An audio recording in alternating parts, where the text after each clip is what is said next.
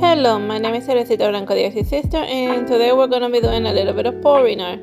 Like pouring art is basically that you dilute that you add some medium into the acrylic in order to make it extra more fluid-like, and that allows the motion of the paints to move around and stuff.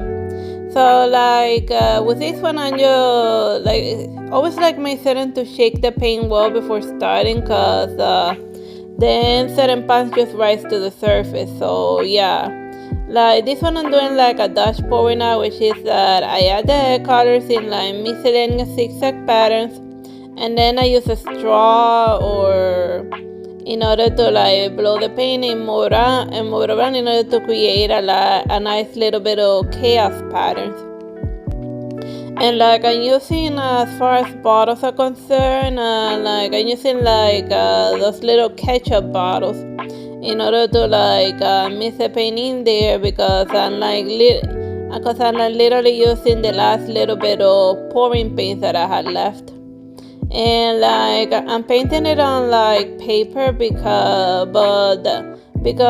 I ran out of canvases, so why the hell not try it on paper?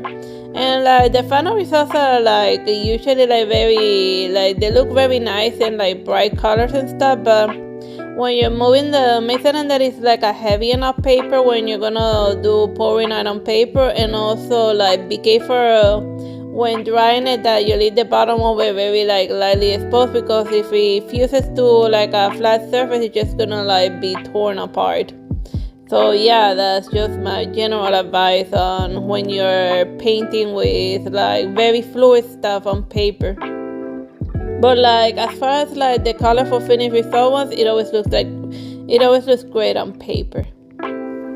Alright, so like we have some greens, some yellows, and once I feel like I have a decent amount of paint, then I just blow on it. Alright, just sit back and enjoy the rest of the video.